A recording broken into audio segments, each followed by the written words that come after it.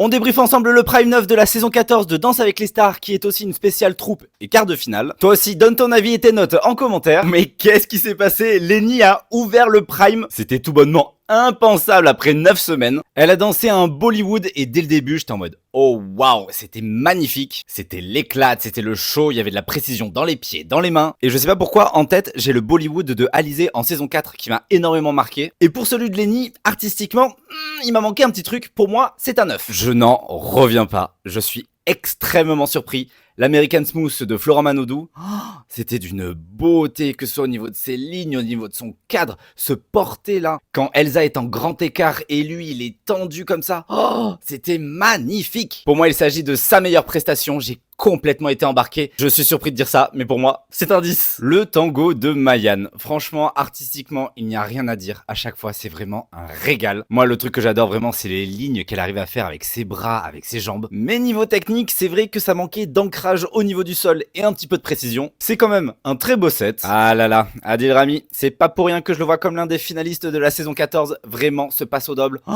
Une pépite. Artistiquement, perfection, il n'y a rien à dire. Son jeu, on ressentait l'intensité à travers l'écran. Il m'a mis les poils. Mais niveau technique, j'ai envie d'être quand même un peu tatillon, ça manquait de cambrure au niveau des postures. On frôle la perfection, c'est un 9. Julie Zenati a fait ce qu'elle pouvait avec ce quick step qui était vraiment ultra technique, il faut l'avouer. Elle a fait une belle performance, mais ça se voit, elle est pas encore à l'aise, elle se lâche pas complètement. Niveau technique, ça pêche encore. Pour moi, c'est un 7. J'ai pas totalement été convaincu par ce passe au double pour Jungeli. Ça me manquait de plein de choses, que ce soit au niveau artistique, au niveau technique. Par contre, s'il vous plaît, très gros bémol sur la musique, ça n'allait pas du tout avec l'émotion et l'intensité du passo, on est d'accord. Il s'en est quand même très bien sorti, c'est un 8. Malheureusement, suite au face-à-face contre Mayan, c'est Julie Zenati qui quitte la compétition. Elle a quand même fait un excellent parcours. Bravo Julie.